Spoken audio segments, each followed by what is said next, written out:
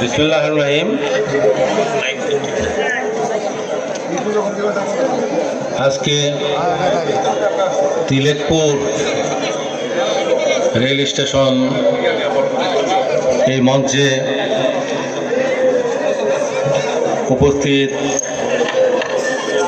সম্মানিত উপজেলা বিএনপি সভাপতি জনাব কামরুজ্জামান কমল, সাধারণ সম্পাদক জনাব আহমেদ রানা, পৌর বিএনপির সভাপতি জনাব আফাজউদ্দিন, সাধারণ সম্পাদক জনাব পল্টু আমির রহমান পল্টু, এই ইউনিয়ন বিএনপির সভাপতি জনাব আমির রহমান, সাধারণ সম্পাদক জনাব রুস্তম আলী, উপস্থিত সম্মানিত বীর মুক্তিযোদ্ধাবৃন্দ, উপস্থিত সম্মানিত নেতৃবৃন্দ, জয়পুরহাট জেলা যুবদল ও কেন্দ্রীয় যুবদলের সাবেক সহ সম্পাদক ও রেড কিংসের নির্বাচিত চেয়ারম্যান সহ সম্মানিত নেতৃবৃন্দ, উপস্থিত তিলেকপুরবাসী, আসসালামু আলাইকুম।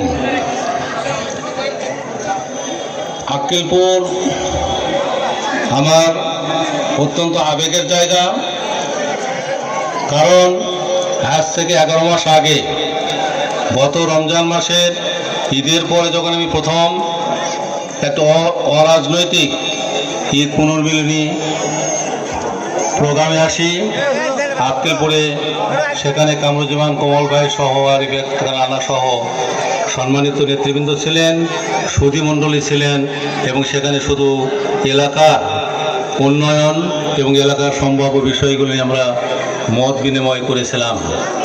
তার পরবর্তীতে আমাকে রাজনীতিতে আসতে হয়েছে, আমি এসেছি এবং গত 3রা নভেম্বর এই তিলেকপুরের কয়াসবলা প্রাইমারি স্কুল, এখানে আমি বিএনপি থেকে আমাকে যে মনোনয়ন দেওয়া হয়, প্রাথমিক মনোনয়ন, সে সংবাদটা আমি এখানেই পাই।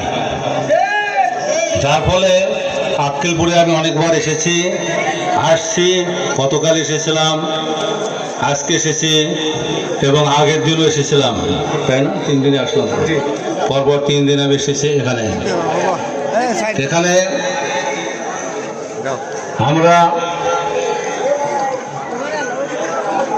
আমরা চিন্তা করছি, আমরা চেষ্টা করছি আক্কেলপুর কালাই খেতলাল এই এলাকার উন্নয়ন কীভাবে করা যায় এবং এলাকার মানুষগুলোকে কীভাবে সুবিধা দেওয়া যায়। আপনারা সকলে জানেন আগামী 12 তারিখ সাধারণ নির্বাচন অনুষ্ঠিত হবে। এই নির্বাচনে জনাব তারেক রহমান বিএনপির মাননীয় চেয়ারম্যান, আমাকে উনি মনোনয়ন দিয়েছেন জয়পুরহাট 2 এলাকার বিএনপি দলীয় ধানের শীষের প্রতীকে নির্বাচন করার জন্য। নির্বাচনী ক্যাম্পেইনের অংশ হিসেবে আজকে সারাদিন পাশের ইউনিয়নে নেমেছিলাম এবং সারাদিন আমরা অনেকগুলো কর্মসূচিতে অংশগ্রহণ করেছি এবং এখন এই বিকালবেলা সন্ধ্যার আগে এখানে আমরা সমবেত হয়েছি।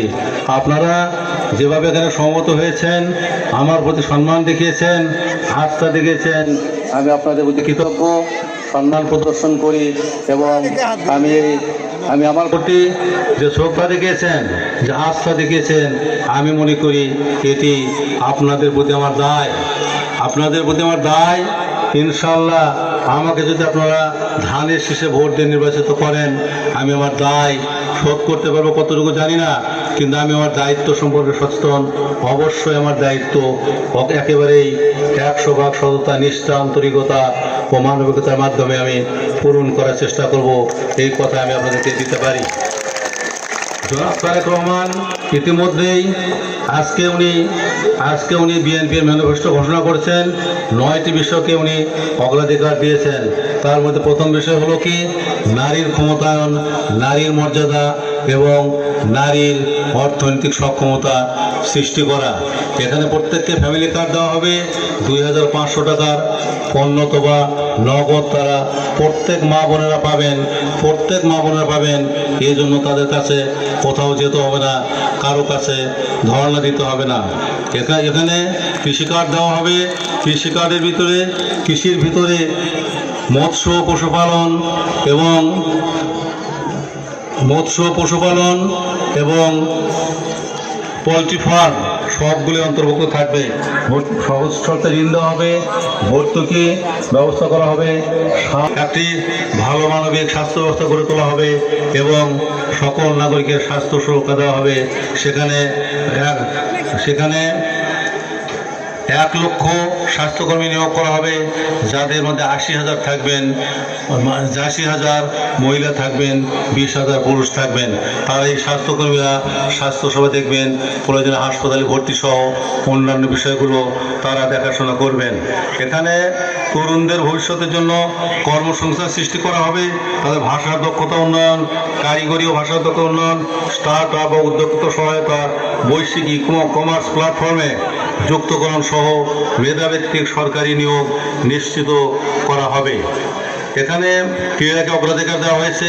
আজকের দিনে কিন্তু ক্রীড়া কিন্তু সাধারণ শুধুমাত্র খেলা নয়, ক্রীড়াকে উন্নয়ন করে যে খেলাধুলার মাধ্যমেও অনেক ব্যক্তি তার জীবন মানের উন্নয়ন করতে পারেন। প্রাথমিক শিক্ষাকে গুরুত্ব দেওয়া হয়েছে, প্রাথমিক শিক্ষা ব্যবস্থাকে উন্নত করা হবে। প্রাইমারি স্কুলগুলোতে ট্যাব দেওয়া হবে, কম্পিউটার দেওয়া হবে, প্রাথমিক শিক্ষকদের প্রশিক্ষণ দেওয়া হবে এবং প্রাথমিক শিক্ষার ছাত্রছাত্রীরা যারা থাকবে তারা যেন তাদের ভিত্তি যেন মজবুত হয়, এই মজবুত ভিত্তির উপরে যেন তারা পরবর্তী জীবনে ভালো ভালো জায়গায় ভর্তি হতে। সংস্কার কমিশন থেকে